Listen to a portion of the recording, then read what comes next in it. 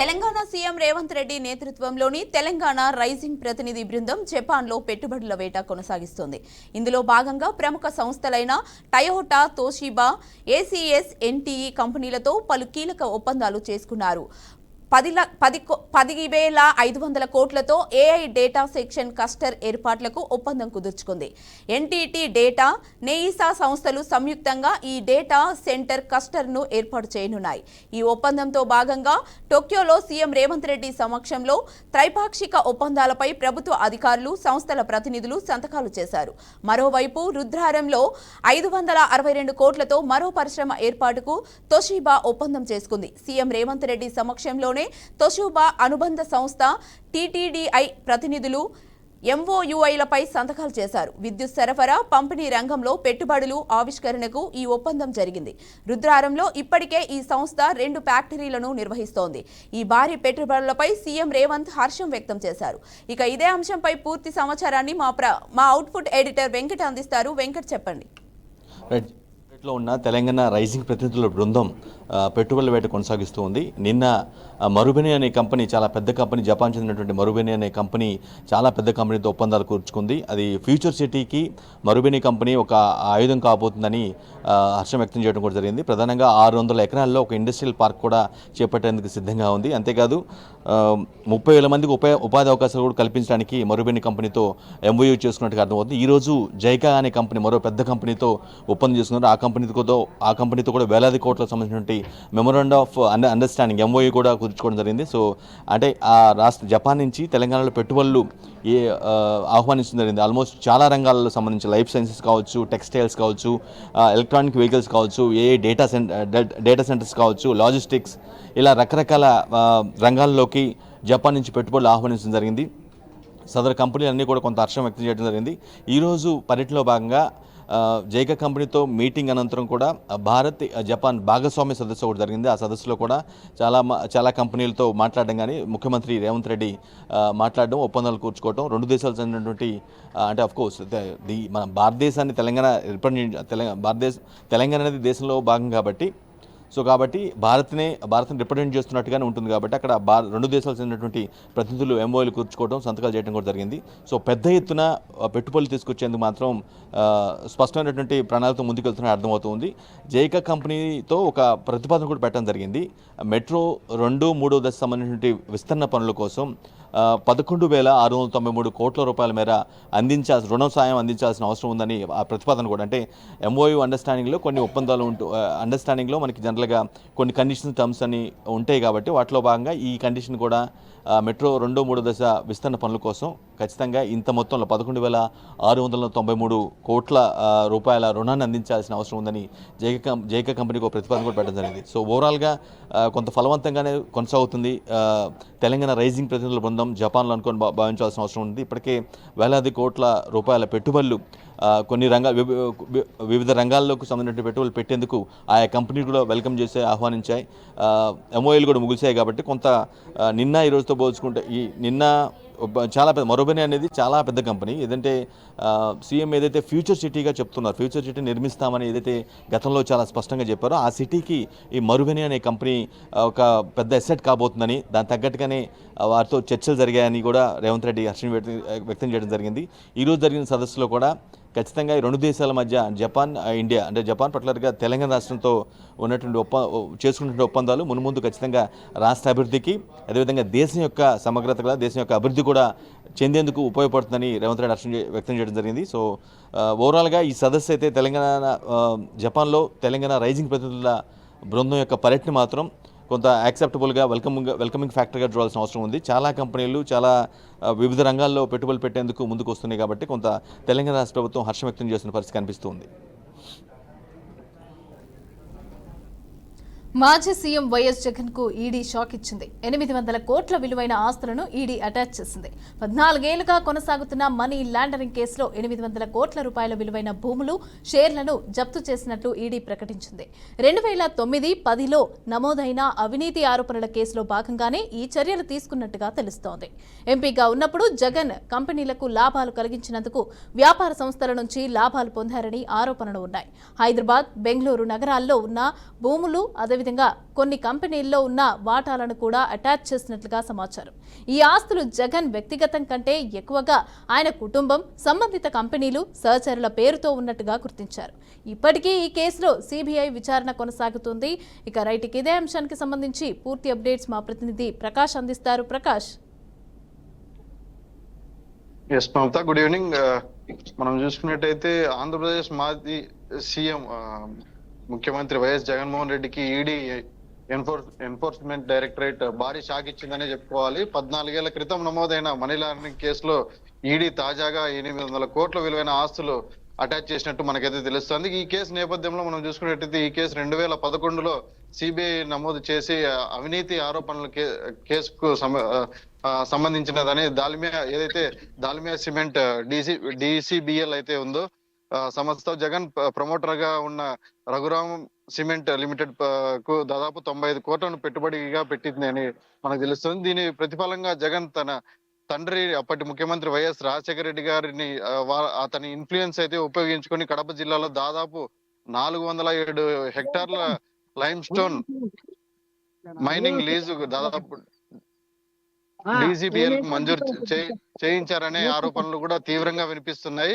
మరి మనం చూసుకున్నట్టయితే ఈ నేపథ్యంలో జప్తు చేసిన ఆస్తుల వివరాలు కూడా మనకు తెలుస్తున్నాయి. జగన్ కి చెందిన దాదాపు కార్మిల్ ఆసియా హోల్డింగ్స్, తర్వాత సరస్వతి పవర్ అండ్ ఇండస్ట్రీస్, తర్వాత హర్ష ఫార్మ్ అండ్ వంటి 3 కంపెనీలను అయితే ఉన్న దాదాపు 27.5 కోట్లకు విలువైన షేర్లను కూడా ఈడీ అటాచ్ చేసిందనే మనకు తెలుస్తుంది. అయితే మమతా, దాల్మియా సిమెంట్ కు చెందిన కడప జిల్లాలో దాదాపు భూములు కూడా జప్తు చేశారనే మనకు ఇన్ఫర్మేషన్ ఉంది. ఈ భూములు కూడా విలువ దాదాపు చూసుకున్నట్టయితే ఈడీ పేర్కొన్న విధంగా మనం చూసుకున్నట్టయితే దాదాపు 377.2 కోట్లు అని పేర్కొనింది. అయితే డిసిబిఎల్ పేర్కొన్న ప్రకారం ఈ భూముల డిసిబిఎల్ అంటే దాల్మియా సిమెంట్ భారత్ లిమిటెడ్ ఏదైతే ఆ కంపెనీ లిమిటెడ్ ప్రకారం భూములు ప్రస్తుతం విలువ అయితే దాదాపు 7,793 కోట్లకు ఉందని మనకు తెలుస్తుంది. అయితే గతంలో హవాలా ద్వారా కూడా లావాదేవీలు జరిగాయనే ఆరోపణలు కూడా ఉన్నాయి. దాదాపు మనకు సిబిఐ మరియు ఈడీ దర్యాప్తులో రఘురామ్ సిమెంట్స్ లో షేర్స్ ని మనం ఒకసారి ఫ్రెంచ్ కంపెనీ అయిన కొన్ని కంపెనీల ద్వారా దాదాపు 135 కోట్లకు విక్రయించినట్లు గుర్తించారు. దాదాపు ఈ డీల్ లో దాదాపు 55 కోట్ల హవాలా మార్గం రూపంలో నగదు జగన్ కు చెల్లించారనే ఆరోపణలు కూడా గట్టిగా అయితే వినిపిస్తున్నాయి. మరి ఈ విషయమై న్యాయ ప్రక్రియ ఎలా సాగుతుందనేది మనం ఒకసారి చూసుకున్నట్లయితే ఈ కేసులో దాదాపు 2013లో సిబిఐ ఛార్జ్ షీట్ దాఖలు చేసిన విషయం అయితే మనకు తెలిసిందే మమతా. జగన్ తో పాటు ఆయన ఆడిటర్ మరియు మాజీ ఎంపీ విజయసాయి రెడ్డి కూడా దాల్మియా సిమెంట్ అందులో దాదాపు Dalmia cement managing director Puneet కూడా దాల్మియా కూడా ఈ కేసులో ఆరోపణలు ఎదుర్కొంటున్నారు. ప్రస్తుత పరిస్థితి మనం చూసుకున్నట్టయితే ఈడీ జప్తు చేసిన ఆస్తులపై దాల్మియా సిమెంట్ స్పందిస్తూ ఈ చర్యలు తమ రోజువారీ వ్యాపార కార్యకలాపాలపైన ప్రభావం చూపుతుందని, వారికి చాలా తీవ్రమైన నష్టం వాటిల్లుతుందని, న్యాయపరంగా తమ హక్కులు రక్షించేందుకు అవసరమైన చర్యలు వారు తీసుకుంటామని పేర్కొన్నారు. మనకు ఇంకా దీనిపైన మరింత సమాచారం రావాల్సింది Mamata. Right, thank you Prakash. AP liquor కుంభకోణంలో మాజీ ఎంపీ విజయసాయిరెడ్డిని సిట్ అధికారులు ప్రశ్నిస్తున్నారు. గత వైసీపీ ప్రభుత్వ హయాంలో జరిగిన లిక్కర్ కుంభకోణం కేసులో మాజీ ఎంపీ విజయసాయిరెడ్డి సిట్ విచారణకు ఈ రోజు హాజరయ్యారు. ఒక రోజు ముందే విచారణకు హాజరవుతానన్న విజయసాయిరెడ్డి నిన్న విచారణకు డుమ్మా కొట్టారు. అయితే ఈ రోజు విజయవాడ సిట్ కార్యాలయంలో హాజరైన మాజీ ఎంపీ ఈ కుంభకోణంలో కీలక సూత్రధారి కసిరెడ్డి రాజశేఖర్ రెడ్డే అని విజయసాయిరెడ్డి సిట్ బృందానికి తెలిపారు. మొత్తం 6 సభ్యులు బృందం విజయసాయిరెడ్డిని విచారిస్తోంది. ఇదిలా ఉంటే జగన్ ప్రభుత్వ హయాంలో జరిగిన 1000 కోట్ల మద్యం కుంభకోణం దర్యాప్తు వేగాన్ని సిట్ మరింత పెంచింది. కీలక పాత్రధారి కసిరెడ్డి రాజశేఖర్ రెడ్డి కోసం విస్తృతంగా గాలిస్తూనే వైసీపీ మాజీ ఎంపీ విజయసాయిరెడ్డిని ప్రశ్నిస్తుంది. మరోవైపు ఎంపీ మిథున్ రెడ్డిని కూడా ఈ కుంభకోణంలో ప్రశ్నించేందుకు నోటీసులు జారీ చేశారు. ఇక దీనిపై మరింత సమాచారాన్ని మా ప్రతినిధి గోపి అందిస్తారు. గోపి. దేవిక, మొత్తం మీద అంటే ఢిల్లీ లిక్కర్ స్కామ్ కంటే ఏపీలో జరిగినటువంటి లిక్కర్ స్కామే భారీగా అని ఇప్పటి వరకు కూడా ప్రభుత్వ వర్గాలు చెప్తున్నాయి. ఎందుకంటే ఈ మాట నాకు వస్తుందంటే 2019కి సంబంధించి, అంటే అంతకు ముందు తెలుగుదేశం ప్రభుత్వం, దాని తర్వాత 2019లో వైసీపీ ప్రభుత్వం అధికారంలోకి వచ్చిన తర్వాత ఒక్కసారిగా మద్యం పాలసీని ఆ 3 నెలల కాలంలోనే మద్యం పాలసీని కంప్లీట్ గా మార్చి, అంటే ఎప్పటి నుంచో ఉన్నటువంటి మద్యం పాలసీని కొనసాగించే విధంగా కాకుండా కొత్తగా మద్యం పాలసీని తీసుకొని వచ్చి వెంటనే రకరకాల బ్రాండ్లు, అంటే నాసిరకమైనటువంటి బ్రాండ్లు, అప్పట్లో పెద్ద ఎత్తున ప్రతిపక్షాలు కావచ్చు, ప్రజలు వీళ్ళందరూ కూడా దీనిపైన పెద్ద ఎత్తున పోరాటం చేసినప్పటికి కూడా వాళ్ళని పూర్తి స్థాయిలో అణచివేసి ఆ మద్యం బ్రాండ్లని, రకరకాలుగా నాసిరకం మద్యాన్ని దాదాపుగా 4.5 సంవత్సరం పాటు కూడా ఏపీలో అంటే కొనసాగించింది. అయితే ప్రభుత్వం అంటే దాని తర్వాత 2024 మొన్న ఎలక్షన్ సందర్భంగా కూడా ప్రస్తుత ముఖ్యమంత్రి ఎన్నో అంశాలు ఎన్నికల సందర్భంగా కూడా మాట్లాడుతుంది. అయితే ఈ విషయానికి సంబంధించి పెద్ద ఎత్తున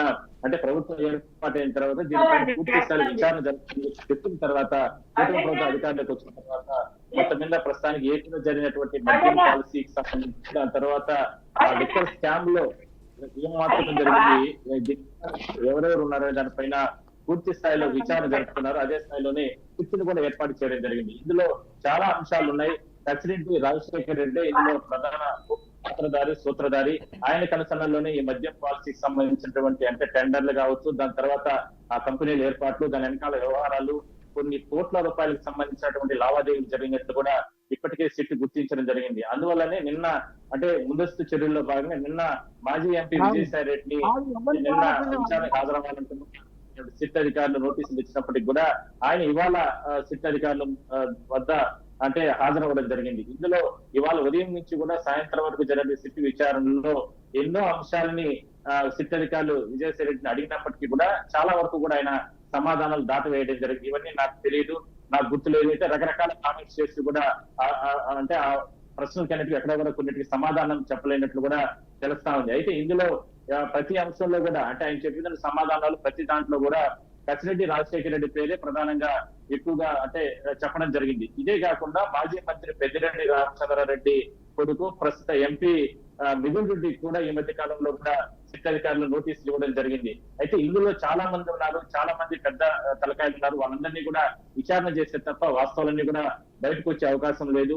ఢిల్లీ లిక్కర్ స్కామ్ దేశవ్యాప్తంగా ఏ విధంగా సంచలనం జరిగిందో అదే స్థాయిలోనే ఏపీ లిక్కర్ స్కామ్ కూడా ఆ రకమైనటువంటి సంచలనాలనే కొనసాగిస్తుందని మనం చెప్పుకోవచ్చు. అందువల్లనే అందులో భాగంగానే చాలా క్రియాశీలకంగా గత ప్రభుత్వంలో ఉన్నటువంటి అంటే మంత్రులు కావచ్చు, లేదంటే ఇట్లా మాజీ ఎంపీలు, ప్రస్తుతం మాజీ ఎంపీలు కాబట్టి వీళ్ళందరినీ కూడా సిట్ అధికారులు విచారిస్తున్నారు. రాబోయే రోజుల్లో మరికొన్ని విచారణలు కూడా జరిగిన తర్వాత అరెస్టులు అయితే ఖచ్చితంగా ఉంటాయి. అయితే ఇందులో ప్రధాన సూత్రధారి, పాత్రధారి కసిరెడ్డి రాజశేఖర రెడ్డి కాబట్టి ఆయన్ని ఎట్టి పరిస్థితుల్లో కూడా అంటే అదుపులోకి తీసుకొని అరెస్ట్ చేసే ఇందుకే ప్రయత్నాలు సిట్ అధికారులు చేస్తున్నట్టు తెలుస్తా ఉంది.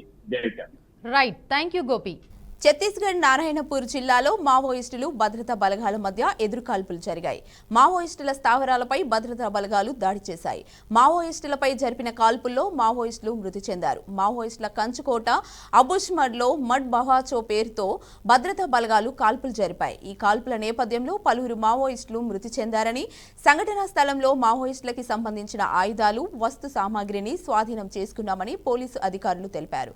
ఇదిలా ఉంటే ఛత్తీస్గఢ్ సూక్మా జిల్లాలో 22 మంది మావోయిస్టులు భద్రతా దళాల ముందు లొంగిపోయారు. వారిలో 12 మందిపై 40 లక్షల రివార్డు ఉందని పోలీసులు తెలిపారు. అమానవీయత మావోయిస్టుపై భావాజాలం, స్థానిక గిరిజనులపై జరిగిన దురాఘాతాలతో నిరాశ చెందామని పేర్కొంటూ 9 మంది మహిళలు సహా 13 మంది మావోయిస్టులు సిఆర్పిఎస్ సీనియర్ అధికారుల ముందు లొంగిపోయారు. ఇక ఇదే అంశంపై మరింత సమాచారాన్ని మా ప్రతినిధి రామకృష్ణ అందిస్తారు. రామకృష్ణ, చెప్పండి. దట్టమైన అటవీ ప్రాంతాలు, ఛత్తీస్గఢ్ సరిహద్దు ప్రాంతాలలో కూడా మొత్తం అలజడి మొదలైంది. అంటే చూసుకోవచ్చు, దట్టమైన అటవీ ప్రాంతాల్లో యుద్ధ మేఘాలు కమ్ముకుంటున్నాయి.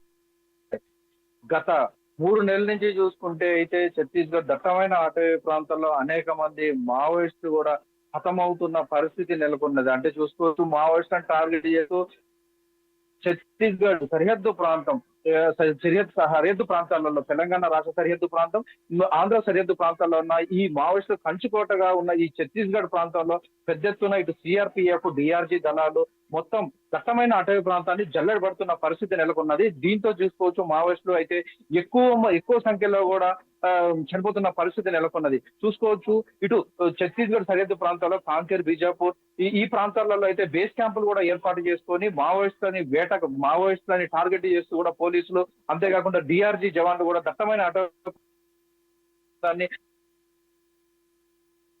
అంతేకాకుండా ఇన్ఫార్మర్లను కూడా ఎక్కువ మందిని కూడా అక్కడ పెట్టుకొని మావోయిస్టులు ఎటువైపు వెళ్తున్నారు, మావోయిస్టులను కూడా టార్గెట్ చేసుకొని కూడా వాళ్ళపై కూడా విరుచుపడుతున్న పరిస్థితి నెలకొన్నది. దీంతో చూసుకోవచ్చు మావోయిస్టులు కూడా పోలీసులు కూంబింగ్ నిర్వహించే క్రమంలో కూడా వాళ్ళు ఎటువైపు వస్తారు అనే ముందుగానే అంచనా వేసి కూడా ఇటు ఎల్ఈడి బాంబులు కూడా అమర్చుతున్న పరిస్థితి నెలకొన్నది. దీంతో చూసుకోవచ్చు అనేక మంది ఇటు మావోయిస్టుల వేట కోసం ఇటు పోలీసులను హతమార్చేందుకు మావోయిస్టులు కూడా పెద్ద ఎత్తున కుట్రలు కూడా పంపుతున్నారు. దీంతో అంటే కేంద్ర బలగాలు అంటే కేంద్ర మంత్రి అమిత్ షా ఇచ్చిన ప్రకారంగా చూసుకోవచ్చు దట్టమైన అటవీ ప్రాంతాల్లో అయితే సిఆర్పిఎఫ్ దళాలు DRG కేంద్ర బలగాలు అయితే మొత్తం ఇటు తెలంగాణ రాష్ట్ర సరిహద్దు ప్రాంతమైన ఇటు భద్రాచలం, కుంట, ఇటు చింతూరు ఈ ప్రాంతాలలో కూడా బేస్ క్యాంపులు ఏర్పాటు చేసిన పరిస్థితి నెలకొన్నది. కొత్తగూడెంలో కూడా బెటాలియన్లు కూడా రోజు దట్టమైన అటవీ ప్రాంతాలు అయితే కూంబింగ్ కి వెళ్తున్న పరిస్థితి నెలకొన్నది. దీంతో చూసుకోవచ్చు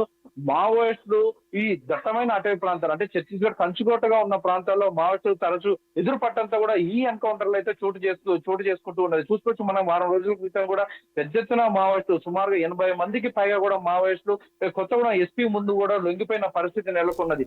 అంటే మావోయిస్టుని టార్గెట్ చేసుకుని కేంద్ర బలగాలు దట్టమైన అటవీ ప్రాంతంలో అంటే మెయిన్ గా చూసుకుంటే అయితే ఈ ఛత్తీస్గఢ్ నారాయణపూర్, కాంకేర్, బీజాపూర్ ఈ జిల్లాలన్నీ కూడా ఎక్కువగా మావోయిస్టులు కంచుకోటగా ఉన్న ప్రాంతం. మావోయిస్టులు ఎక్కువగా కూడా అక్కడే ఎక్కువగా ఉంటారు. అందులో చూసుకోవచ్చు ఇది ఎండాకాలం జారే ఆకు రాలే కాలం అంటారు. ఈ ఆకు రావడంతో కూడా మొత్తం ఆ దట్టమైన అటవీ ప్రాంతాలు కూడా కొంచెం పలచబడి ఉంటాయి. మావోయిస్టులు కూడా ఎటు తప్పించుకొని పరిస్థితి నెలకొన్నది. అయితే చూసుకోవచ్చు ఇటు మెయిన్ గా ఇటు గోదావరి పరిసర ప్రాంతాల్లో కూడా ఎక్కువగా పోలీసులు కూడా దట్టమైన అటవీ ప్రాంతాన్ని కూడా జల్లెడబడుతున్న పరిస్థితి నెలకొన్నది. అంతేకాదు శబరి నది ఒడ్డున కూడా ఇటు ఎక్కువగా పోలీసులు కూడా కూంబింగ్ నిర్వహిస్తున్న పరిస్థితి నెలకొన్నది. చూసుకోవచ్చు ఇన్ఫార్మర్ నేపథ్యంతో కూడా ఎక్కువ మావోయిస్టు ఎక్కువ ఎక్కడ సంచరిస్తారు, వాళ్ళు ఎక్కడ ఈ టైంలో అంటే ఆకురాలే కాలంలో కూడా ఎక్కువగా ఎక్కడ ఉంటారు, ఏ గుట్టల పైన ఉంటారు అనేది కూడా క్షుణ్ణంగా కూడా ఇన్ఫార్మర్లతో కాకుండా అంతేకాకుండా అక్కడ ఉన్న గుర్తికోయల ద్వారా కూడా పోలీసులు ఇన్ఫార్మర్లను కూడా ఏర్పాటు చేసుకొని మావోయిస్టులు ఏ ప్రాంతంలో ఎక్కువగా ఉంటారనే క్రమంలో కూడా ఇటు పెద్ద ఎత్తున రాత్రి అనక అంటే పగలు కూడా పెద్ద ఎత్తున కూంబింగ్ నిర్వహిస్తున్న పరిస్థితి నెలకొన్నది. దీంతో ఇటు మావోయిస్టులు ఎదుర్కొనడంతో కూడా ఈ ఎన్కౌంటర్లు అయితే చోటు చేసుకున్న పరిస్థితి నెలకొంది. చూసుకోవచ్చు అనేక మంది మావోయిస్టులు కూడా ఇప్పటికే లొంగిపోయిన పరిస్థితి నెలకొన్నది. అంతేకాకుండా పోలీసులు తాకిడి కూడా తట్టుకోలేక చాలా మంది మావోయిస్టులు SP ముందు కూడా లొంగిపోయారు. అంతేకాకుండా మెయిన్ గా ఈ పెద్ద తరకాయలు అంటే మావోయిస్టు రివార్డులు ఉన్న వాళ్ళని కూడా ఇప్పటికీ చాలా మందిని హతమార్చిన పరిస్థితి నెలకొన్నది. DRG అంతేకాకుండా CRPF ఈ బెటాలియన్లు అయితే బేస్ క్యాంపులు ఏర్పాటు చేసుకొని కూడా దట్టమైన అటవీ ప్రాంతాల్లో ఎక్కువగా కూడా కూంబింగ్ నిర్వహిస్తున్న పరిస్థితి నెలకొన్నది. మావోయిస్టు అలాగే ఎక్కడ ఉందో అక్కడైతే ఎక్కువైతే ఈ కూంబింగ్ అయితే నిర్వహిస్తున్నారు. అంతేకాకుండా ఇటు భద్రాచలము, చర్ల, వెంకటాపురం, వాజేడు, కుంట ఈ ప్రాంతాల్లో అయితే క్షుణ్ణంగా వెహికల్ కూడా తనిఖీ చేస్తున్న పరిస్థితి నెలకొన్నది. అంటే అనుమానితులను కూడా వెంటనే వాళ్ళని అదుపులోకి తీసుకుంటున్నారు. మావోయిస్టుల అలజడి ఎక్కడుందో అక్కడ మాత్రం పెద్ద ఎత్తున ఈ CRPF, DRG దళాలు అయితే కూంబింగ్ నిర్వహిస్తున్న పరిస్థితి దీంతోనే ఎన్కౌంటర్లు అయితే జరుగుతుందని తెలుస్తుంది. Right, thank you Ramakrishna. Maha Visakha నగరపాలక సంస్థ మేయర్పై కూటమి ప్రవేశపెట్టిన అవిశ్వాస తీర్మానంపై రాజకీయ వేడి రాజుకుంది. ఇక అవిశ్వాస తీర్మానాన్ని నెగ్గి తీరాలన్న లక్ష్యంతో టీడీపీ కసరత్తు ముమ్మరం చేసింది. ఇందులో భాగంగానే ఈ నెల 19న నిర్వహించనున్న పాలక మండలి సమావేశానికి ముందుగా వ్యూహాన్ని ఖరారు చేయాలని టీడీపీ రాష్ట్ర అధ్యక్షుడు పల్లా శ్రీనివాసరావు టీడీపీ నేతలతో భేటీ అయ్యారు. విశాఖలో మంత్రులు డోలా, అదేవిధంగా అచ్చెన్నాయుడు, ఎంపీ భరత్ ఇప్పటికే మకాం వేశారు. ఇదిలా ఉంటే మరోవైపు అవిశ్వాసం వీగిపోవటం ఖాయమంటూ వైసీపీ ధీమా వ్యక్తం చేస్తోంది. ఈ నేపథ్యంలో విశాఖ మేయర్ పీఠం దక్కించుకునేందుకు అధికార, విపక్ష పార్టీలు తీవ్రస్థాయిలో పోటీ పడుతున్నాయి. రెడ్డికి ఇదే అంశానికి సంబంధించి పూర్తి అప్డేట్స్ మా ప్రతినిధి రాజు అందిస్తారు. రాజు,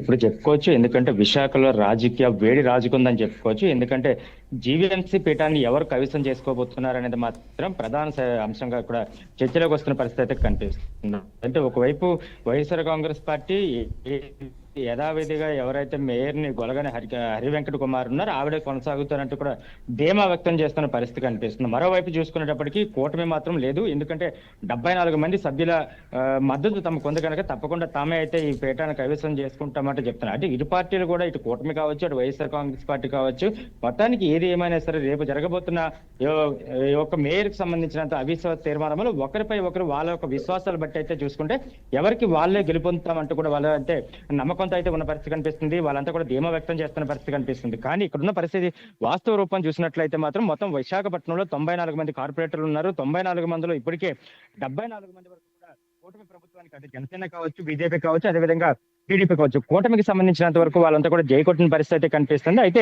కేవలం 30 మంది మాత్రమే మొన్నటి వరకు కూడా అత్యధిక బలంతో ఉన్న వైఎస్ఆర్ కాంగ్రెస్ పార్టీ ఈ రోజు అత్యల్ప బలానికి అయితే కోల్పోయిందని చెప్పుకోవచ్చు. ఎందుకంటే వాళ్ళంతా కూడా 30 మంది మాత్రం ఉన్నారు. ఈ 30 మందిలో కూడా ఎవరు రేపు ఉదయం వరకు కూడా జరుగుతున్న ప్రత్యేక సమావేశం కావచ్చు, లేకపోతే కౌన్సిల్ సమావేశం కావచ్చు, మొత్తం 3 రకాలుగా ఉంటుంది. ఈ మొత్తం మూడిట్లో కూడా ఎవరు పార్టిసిపేట్ చేయబోతున్నారు అనే దాని మీద కూడా తీవ్ర ఉత్కంఠ కొనసాగుతున్న పరిస్థితి కనిపిస్తుంది. ఒకవైపు చూసుకునేటప్పటికైతే ప్రత్యేక సమావేశంలో చేయకూడదు అనుకుంటే ఇప్పటికే వైఎస్ఆర్ కాంగ్రెస్ పార్టీ విప్ జారీ చేసిన పరిస్థితి కనిపిస్తుంది. ఆ పార్టీకి సంబంధించి ప్రధాన లీడ్ తీసుకున్న రోల్లో బొత్స సత్యనారాయణ, అదేవిధంగా గుడివాడ అమర్నాథ్ కూడా ఇక్కడే విశాఖలో ఉండే వాళ్ళైతే మానిటరింగ్ చేస్తున్న పరిస్థితి కనిపిస్తుంది. అయితే ఇక్కడ ఏదైతే మొత్తం 74 మంది కూటమికి సంబంధించిన కార్పొరేటర్లు ఉన్నారో వీళ్ళందరూ కూడా ఇప్పటికే ఇతర రాష్ట్రాలకు తరలించిన పరిస్థితి కనిపిస్తుంది. అదేవిధంగా వైఎస్ఆర్ కాంగ్రెస్ పార్టీకి సంబంధించిన 30 మంది కార్పొరేటర్లు కూడా ఇతర రాష్ట్రాలకు తరలించిన పరిస్థితి కనిపిస్తుంది. వీళ్ళందరూ కూడా ఇప్పటి వరకు అయితే విశాఖపట్నం చేరుకోలేదు. ఎందుకంటే రేపు పొద్దున 8 గంటల సమయంలో 8 నుంచి 9 గంటల మధ్య సమయంలో ప్రత్యేక సమావేశం ఏర్పాటు చేయడానికి అయితే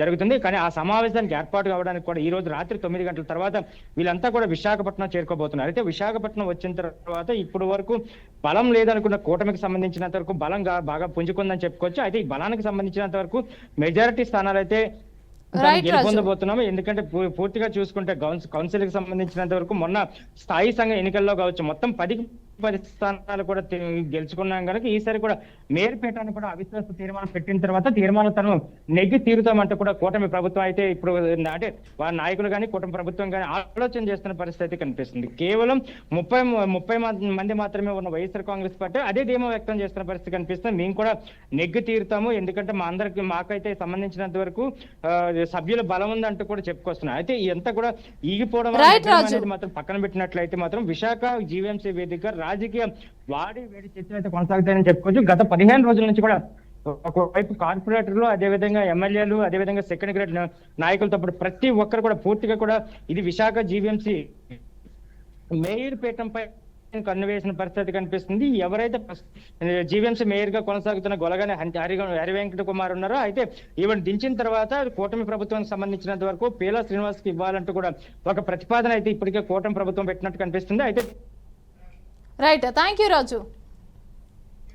రాజకీయంగా ఎంఐఎం పార్టీకి కాంగ్రెస్ దూరంగానే ఉంటుందని, ఇది రాహుల్ గాంధీ వైఖరి అని కాంగ్రెస్ తెలంగాణ వ్యవహారాల ఇన్ఛార్జి మీనాక్షి నటరాజన్ స్పష్టం చేశారు. జాతీయ స్థాయిలో కొన్ని అంశాలపై ఎంఐఎంకు మద్దతుగా ఉన్నంత మాత్రాన ఆ పార్టీతో అంటగట్టినట్టు కాదని వెల్లడించారు. హైదరాబాద్, సికింద్రాబాద్, నిజామాబాద్ లోక్సభ నియోజకవర్గాల నేతలతో గాంధీ భవన్లో ఆమె సమీక్ష నిర్వహించారు.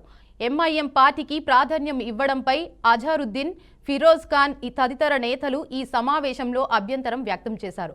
ఎంఐఎంకి ప్రాధాన్యమిస్తే హైదరాబాద్లో కాంగ్రెస్ ఎలా బలోపేతం అవుతుందని ప్రశ్నించింది. స్పందించిన మీనాక్షి నటరాజన్ ఎంఐఎంకు తెలంగాణలో కాంగ్రెస్కు దూరంగా ఉన్నట్లు వెల్లడించారు. రాజకీయంగా ఇది రాహుల్ గాంధీ వైఖరి అని ఆమె స్పష్టం చేశారు. ఇక ఈ సమావేశంలో పాల్గొన్న టీపీసీసీ చీఫ్ మహేష్ కుమార్ గౌడ్ కీలక వ్యాఖ్యలు చేశారు. అభివృద్ధి కార్యక్రమాల ప్రచారంపై మనం వెనుకబడుతున్నామని ఆవేదన వ్యక్తం చేశారు. పార్టీ నేతలు, కార్యకర్తలు సమన్వయంతో పనిచేసి ప్రభుత్వ పథకాలను ప్రజల్లోకి తీసుకెళ్లాలని సూచించారు. ఇక దీనిపై మరింత సమాచారాన్ని మా ప్రతినిధి శ్రీనివాస్ అందిస్తారు. శ్రీనివాస్, తెలంగాణ రాజకీయాలలోని పూర్తి స్థాయిలోని భిన్నంగా ఉందంటూ నూతనంగా వచ్చినటువంటి ఏఐసిసి ఇన్ఛార్జిగా చెప్తున్నటువంటి గారు ఏఐసిసి తెలంగాణ అధ్యక్షుడు మహేష్ గౌడ్ కూడా స్పష్టంగా చెప్తున్నటువంటి పరిస్థితి. ఆ అధికారానికి సంబంధించిన పార్టీ మనం అధికారంలో ఉన్న తెలంగాణలోని పూర్తిగాను ఆ అభివృద్ధికి దూరంగా ఉంటున్నాము. అభివృద్ధి సంక్షేమ పథకాలు ప్రజలకు రావాల్సినటువంటి విషయాలలో చెప్పడం వల్ల మనం చాలా దూరంగా ఉన్నామనేది కూడా స్పష్టంగా ఈ రోజు డిస్కస్ గా జరిగింది. హైదరాబాద్ లోని జరిగినటువంటి సికింద్రాబాద్ సంవిధాన జోన్లలో జరిగినటువంటి పార్లమెంట్ సమావేశానికి సంబంధించి ఏఐసిసి ఇన్ఛార్జ్ గా ఉన్నటువంటి ఆమె రావడం కూడా జరిగింది. దీనికి సంబంధించి ఇప్పటికే తెలంగాణలోని ఎంఐఎం పార్టీ కాంగ్రెస్ కు అనుసంధానంగా ఉందని ప్రచారం జరుగుతున్నదని ఆమె పూర్తి స్థాయిలో ఒక వివరణ కూడా ఇవ్వడం జరిగింది. ఎంఐఎం పార్టీకి కానీ కాంగ్రెస్ పార్టీ ఎప్పుడు ఎంఐఎం ఉండదు. దీనికి సంబంధించి కేంద్ర స్థాయిలో ఉన్నటువంటి రాహుల్ గాంధీ కానీ సోనియా గాంధీ కానీ చెప్పిన విషయాలలో అనుగుణంగానే కాంగ్రెస్ పార్టీ ఏ స్థాయిలో అయితే పనిచేస్తుంది అంతే పనిచేస్తుంది. కానీ ఎంఐఎంని కట్టుకొని ఉండాల్సిన అవసరం లేదు. పూర్తి స్థాయిలోని అన్ని వర్గాల ప్రజలు కానీ అన్ని ప్రాంతాల ప్రజల యొక్క కాంగ్రెస్ పార్టీ అభివృద్ధి చేస్తుంది. పార్టీ యొక్క ప్రయోజనాల కొరకు పనిచేసే ప్రతి ఒక్క వర్గానికి సంబంధించి మేలు చేస్తుందని తప్పితే ఎంఐఎం పార్టీకి కావాలని కాంగ్రెస్ పార్టీ అంటుపెట్టుకొని ఉండదనేది కూడా తేల్చి చెప్పినటువంటి పరిస్థితి. ఇదే విషయానికి సంబంధించి తెలంగాణ ఇన్ఛార్జ్ చెప్పినటువంటి మహేష్ గౌడ్ కూడా పూర్తి స్థాయిలో చెప్పడం జరిగింది. దీనికి సంబంధించి గతంలో అభివృద్ధి సంక్షేమ పథకాలు అనేకం చేసినా కూడా చెప్పలేకపోయాము. ఈసారి మాత్రం ఖచ్చితంగా సంవత్సరాల పాలనలో ప్రభుత్వం చేసినటువంటి అభివృద్ధి పనులు కేంద్ర స్థాయిలో నుంచి అనేక బడ్జెట్లు అయితేనేమి సంబంధించినటువంటి జాతీయ స్థాయిలో ఉన్న కాంగ్రెస్ నాయకత్వం ఇస్తున్నటువంటి గైడ్ లైన్స్ తోని పూర్తిగా ఎవరైతే రాహుల్ గాంధీ సంబంధించినటువంటి చేపట్టే యాత్ర కావచ్చు సంబంధించినటువంటి అనేక విషయాలలో రాహుల్ గాంధీ మీద కానీ సోనియా గాంధీ మీద పెట్టినటువంటి కేసుల మీద కూడా అనేక విషయాలలో కాంగ్రెస్ పార్టీని కన్ఫ్యూజ్ చేయడం కొరకు జాతీయ స్థాయిలో జరుగుతున్న కుట్రని తిప్పుకొట్టాలి. తెలంగాణలో కాదు తెలంగాణ ఇతర ప్రాంతాల్లో కూడా పూర్తిగా పాలిత రాష్ట్రాలలో కూడా కాంగ్రెస్ పార్టీ పై కేంద్ర ప్రభుత్వం దుమ్మెత్తిపోస్తుంది. కాబట్టి తెలంగాణ పటిష్టం చేయడం కొరకు తెలంగాణలో ఉన్నటువంటి అన్ని నియోజకవర్గాలు పార్లమెంట్ నియోజకవర్గాల్లో కూడా రివ్యూ చేయడం జరిగింది. దీనికి సంబంధించిన రివ్యూలో సికింద్రాబాద్ సంబంధించినటువంటి కంటెంట్ ఏరియాకు సంబంధించిన చూసినట్లయితే పూర్తి స్థాయిలో ఏఐసిసి ఇన్ఛార్జ్ ఉన్న మేడం ఖచ్చితంగా చెప్పింది. ఏదైతే పార్టీకి అనుగుణంగా పార్టీ పిలుపు మేరకు జాతీయ స్థాయిలో ఉన్నటువంటి పార్టీ పిలుపు మేరకు పనిచేస్తుంది. కాంగ్రెస్ పార్టీ సాధారణ కార్యకర్తను కూడా వదులుకునే ప్రసక్తి లేదు. కానీ ఒక కులానికి కానీ ఒక మతానికి కానీ కాంగ్రెస్ పార్టీ అంటుపెట్టుకోదని రూరల్ గా జాతీయ స్థాయిలో ఉన్నటువంటి బడుగు బలహీన వర్గాల ప్రయోజనాల కొరకే కాంగ్రెస్ పార్టీ పనిచేస్తుంది అనేది కూడా ఒక్కసారిగా చెప్పకనే చెప్పినట్టుగా ఉన్నటువంటి పరిస్థితి. తెలుగు రాష్ట్రాల్లో కాదు తెలంగాణలోని పార్టీ బలోపేతనానికి చేయాల్సినటువంటి విధి విధానాలు అక్కడ ఉన్నటువంటి సెక్టార్ ఇన్ఛార్జీలను తోటి కూడా పిలిచి రివ్యూ చేయడం జరిగింది. పార్లమెంట్ ఇన్ఛార్జీలు అయితేనేమి టోటల్ గా తెలంగాణ ఉన్నటువంటి ఏఐసిసి సంబంధించినటువంటి అధ్యక్షునితో కూడిన సమావేశంలో ముఖ్య కార్యకర్తలతో పాటు సంబంధించిన హైదరాబాద్ జోన్ కావచ్చు అది రంగారెడ్డి సంబంధించినటువంటి సంబంధించిన జిల్లాకు సంబంధించిన జోన్లలోని పూర్తిగా రానున్న ఎన్నికలకు సంబంధించి ఎలా ఉండాలి పార్టీ సంబంధించినటువంటి స్టేజ్ ఏ విధంగా ఉందనేది కూడా పూర్తిగా ఎవరైతే సీనియర్స్ ఉన్నారో వారితో రివ్యూ చేయడం జరిగింది. ఈ విషయానికి సంబంధించింది కూడా ఉండాల్సినటువంటి పరిస్థితులు ముందు మనము సెక్టార్లో కానీ ఆ నియోజకవర్గ స్థాయిలో కానీ ఉన్నటువంటి గ్రేటర్ హైదరాబాద్ లో ఉన్నటువంటి పార్టీ పరిస్థితిని కూడా అధ్యయనం చేస్తూ పూర్తిగా ఎవరైతే ఇన్ఛార్జ్ బాధ్యతలు ఉన్నారో వారితోటి కూడా సమన్వయం చేస్తూ ఒక రివ్యూ అయితే జరగడం జరిగింది. ఇది జాతీయ స్థాయి కాంగ్రెస్ పార్టీ కూడా హైదరాబాద్ మీద ఫోకస్ పెట్టినట్టు కూడా స్పష్టంగా అర్థమవుతున్నటువంటి పరిస్థితి ఇది. Right, thank you Srinivas.